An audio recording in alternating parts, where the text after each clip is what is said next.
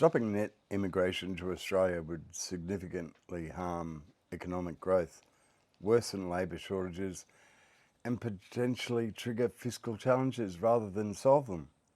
The relationship between immigration, housing, construction, GDP, and debt is complex and interconnected in ways that make immigration restrictions economically counterproductive, and here's why. The effects on GDP growth. Australia avoided a technical recession in 30 years, largely due to population growth from immigration through GDP per capita has remained 1.6% below the 2022 peak.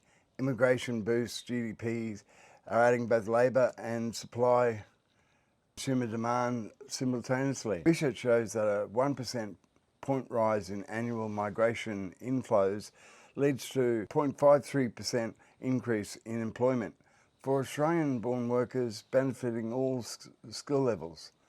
By 2050, migration is projected to contribute 1.625 trillion to Australia's GDP and add 5.9% per capita growth. Stopping immigration eliminates this growth. This driver will be wiped out, likely pushing Australia into recession and reducing the tax revenue needed to service debt obligations. The housing construction paradox. The housing crisis presents a paradox. Immigration critics blame migrants for housing shortages, but the construction industry desperately needs immigration workers to build homes. From September 1995 to 2024, Australia averaged one new home per net overseas migrant, but in 2024 this fell to one home per 2.5 migrants. This shortfall stems from labour shortages, not excessive immigration. Master Builder Australia projects that 500,000 workers must join the construction workforce by 2029 to meet demand, with skilled migration identified as a crucial short-term solution. Reducing immigration would shrink the construction labour force precisely when Australia needs to build 1.2 million homes.